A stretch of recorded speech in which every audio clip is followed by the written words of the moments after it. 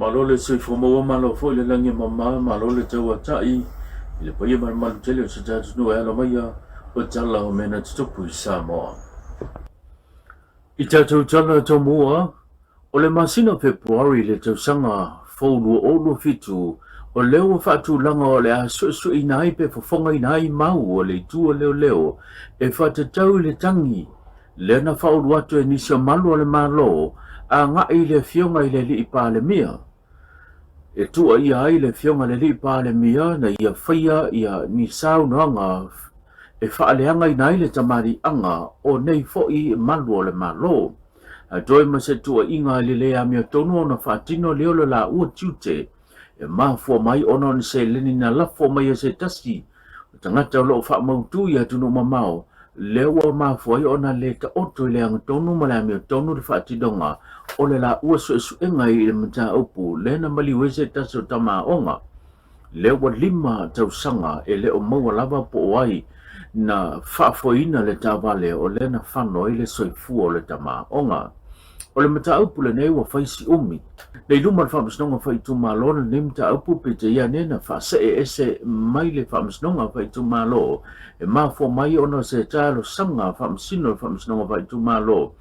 i le tūlanga o lo lato whafoina i nisi o mata upu whasanga lava i leo lo tua ia lea na mafo ona whase e atu i lunga le whamasnonga maulunga pe te ia nena sao noa i le whamasino le whamasnonga maulunga le whiang pulea i amperisa Roma e leo manino le tūlanga tonu e pei ona whaailo to aile mapuanga o le whase e atu lea ma le talasanga ino le whamsinonga maulunga e whafonga ina ile nei mata upu. O mōrianga o lo o mōri ai matua ia ile fionga le li pa le mia po le taita ia le tunu o le whaia leo whamtalanga tau whaaleanga ina ai le tamari anga o le seisi tangata a toe ma le whaia o ata whaasoe sao po le morianga wa ta ua fa peritania le harassment leo lo fa tupu ina ile vevesi malele ma wa se no fo file mu o tangata o tele inisio tatu tala ele ma le silsila le taita ia le tunu le fionga le li pare mia le sunga la le mali tole o te pola tai vau forces me le feilo ia tu lea ialo matama fa na o lo tatu leo lo ia tu tono ni sila mo nga ruenga fa vai taimi o le pine ma le wha mau o le tūlanga ina ua whailo le taitai o le atunu i lea whilo inga le wha oso pe o na ia malanga atu mai ia a wā ia le fofonga tau mawha e tu sai ma le tō e sia ma le malabala ai o a inga i Samoa nei ma alo ma whanau o le atunu o lo i atunu mau sa wililinga leo leitala. Ia o sauninga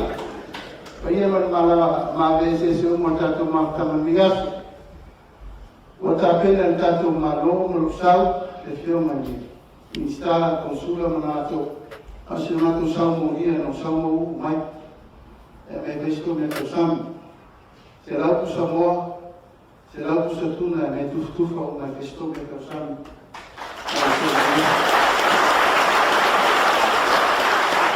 io sono in tuo sei na più vega tu ina magari e lo ai pasua ia fea le ai grupo na to raiti but na so ia to vai se me ma vita po vai se na TV I wish to donate 100 cuts of chicken and 100 cuts of tuna for our RSE to help you feeding them. But they tell it on your tatu mai le matanga wenga so fu manolo ina ua whawhetia le fionga le minista o le amatanga luenga le fionga wa au saru malo lo fipo le whapitonga le UNFPA i se feso soani ma se foa i o mea whainga luenga mo le matanga luenga o soifua malolo ina o se whapoponga le nei o leitala. O le aunga toa le nei whamoe moe o le tatou whaftai atu lea le UNFPA o lo no winga o i la toi o le ufiso soani malosi mai i le fofoina le lei o tatou whaitaua whai e la mai lea i le ina i tatou tina ia maitanga ia whatasi mapepe ia le ngata foi leo tele whawhitau le tūlai mai ia i lātou le ngata i le tūlanga o le whaatosanga a le tūlanga fo i o lai tapu e ai ia pepe fau nei ia manisi lava to atu ngā ua masani e fo i tātou le teimi nei au ngā tole na o loo o lātou la ia o loo i ele tātou o loo i ele tātou ofisa o ngā tonu fiti le ala i ele tamaita i lea na ngā i mai tātou whilo ai ma le o ofisa tu tonu ta o le Pasifika Asian Pacific region ia le ala sa wei ia Alessandra le palangi lea ia o lātou i o loo whai ma vai ma lima o le UNFPA. Inisio tātou tala ua whahi umale manuia se tasio pokalama. Lea na uai atu ai le whionga le minista le matanga luenga jute le whionga makesi le atu wao makesi masina lupe. Whapea ia le pūlenga o le matanga luenga polo fiso jute lea na whaatasiatu se tasio pokalame sa whaatauteia i te tono New Zealand. E lima aso sa whaafoia i le pokalame o le sangasi tia maa walunga lea ma tapu e to mai maa ngā waa o le pūlenga. E le ngata o ngā luenga whaaltua oi whaavao le maa lo ai maise o le sanga wha malo sia lea o le tūlanga o le whaonga ina ma awala wha nei o na pō wha tingkolosi e whaatino e ngā luenga e pui pui a mai ai mai le whaulu whale wha soli tula whono mai o nisi o ngai ngoinga wha soli tula whono e pei o whala au wha saina. O le tāua o le nei vaenga ma le nei pokalame i neo pei o na wha iloa se pepo wha mtalanga le na sau noi le whionga le minista o awanoa le au maua nei e au lava o na whaonga ina mane te tau e sanga wha malo si ai ma sanga tapu e ai le tomai mo le pala awina. Tasi le nei matanga ruenga e tele na whita iai ma wha whita uli e ala le tau mawhai leo nisi e wha au fale mai i whainga wha soli tula whono nisi o ngai ngoinga e pio na ila au malosi o ututau e le wha atanga ina wha pia tulanga o whala au wha saina.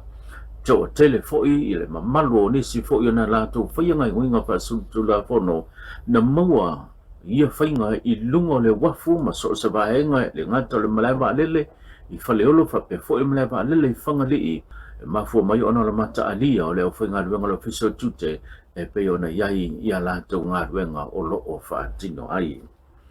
Ma le tātou tala muli muli na maua le awanoa o iai New Zealand ia le taita i o le antunu ule whionga le li palemia sunga la ule le manitoa le wetea pola Taivao Forces Main lea na whaatasi atu i le ai konsula o le malo Samoa i te tono New Zealand le whionga a whamasanga whamatala upu tole a foa whapea le mamalu o le au whainga ruenga o le official consulo Samoa i New Zealand e toe tapu e ma tala tala noa ma whetu whai i awala lo whaatino ai le nato o nanga o lole ofo i nantu lea o nisi o vaenga tāua mo le mamalu tele o le atunuu e mo o mia le au nanga. O le tāua o lea se singa sa papena foi o na whetu whai ai le tūlanga mamawai i le avanoa e a si ai a seta le malo e pei ona iai du tonu o le malo New Zealand. E tele lava nisi tu le lei e pe ona whamawina i se pepo whamtalanga a o iai New Zealand le taitai o le atunuu o lea sa whetu whai ai ai maise o le sanga whaamalo sia lea vāvala lata lea o whainga paanga le malo Samoa whaapea fo i le malo New Zealand. Ue whaafonga le tulanga pia na i tala mena tupu Samoa tato vilai lea so tā amo se isi whaapoponga whaasoifua ia.